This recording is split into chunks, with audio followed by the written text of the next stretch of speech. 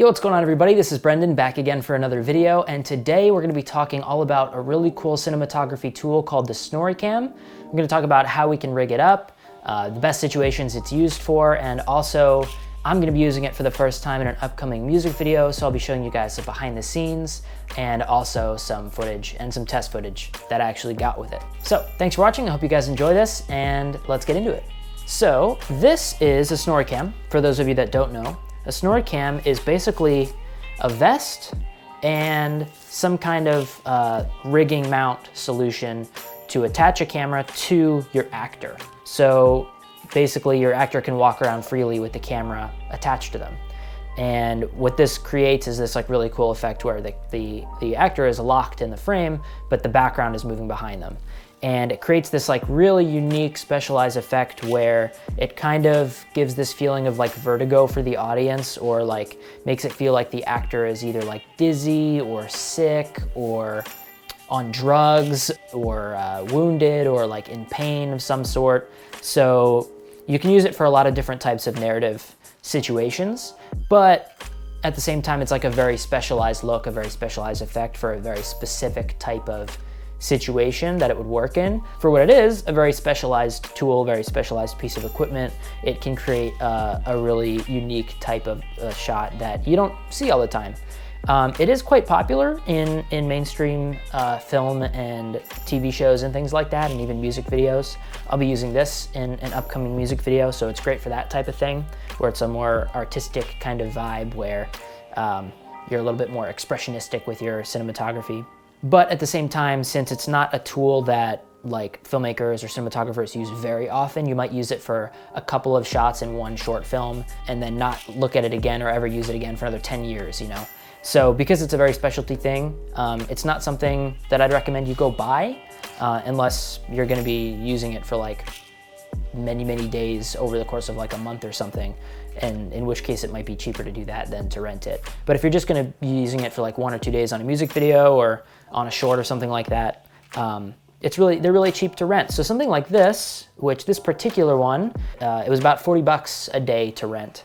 And this one has a max weight capacity of 4 pounds, which is perfect for like a DSLR type camera.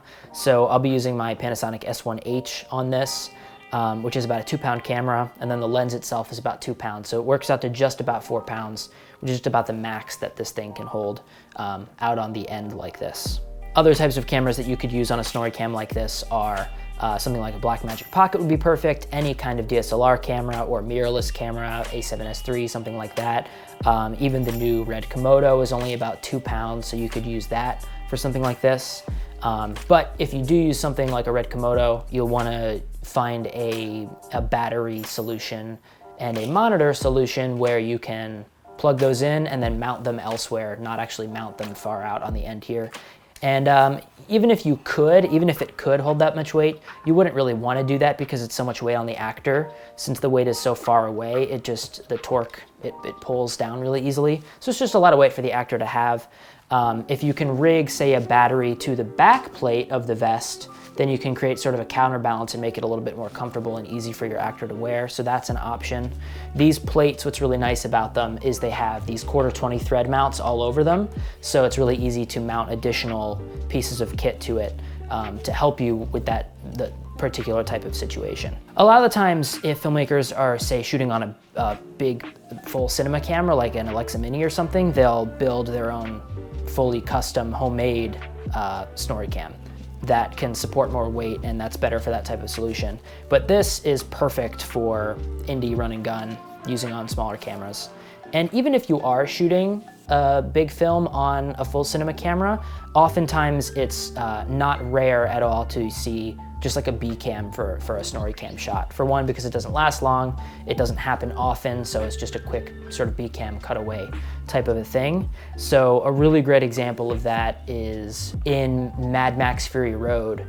They had a couple Snorricam shots and they used a Blackmagic camera on there. So yeah, it's quite common to just use like a smaller B cam type of a rig for a Snorricam shot. But yeah, and yeah, so that's basically rigging. It's really easy. It's basically just 2 poles, and they all have little knobs that you can tighten them down with. You can extend it out further if you need to. You can raise it up or lower it if you need to. You don't just have to put this coming out the front of your actor like this, but you can actually put it on their back and have it behind the actor and do like an over-the-shoulder shot, which could be really interesting. You can even rig this to the left or to the right. It doesn't need to be perfectly centered with your actor at all. The main sort of medium shot that I'll be getting on a full frame sensor for this, so I'll be on a 24mm. It's like the perfect focal length to get that sort of medium shot from like a foot and a half away. If you're on a Super 35 lens, you might want to do something a little bit wider than a 24mm, probably around 20mm, 18, 16, something like that. You can experiment with having the camera really close and using a fisheye lens to create tons of distortion and make it feel even more vertigo and dizzying and things like that.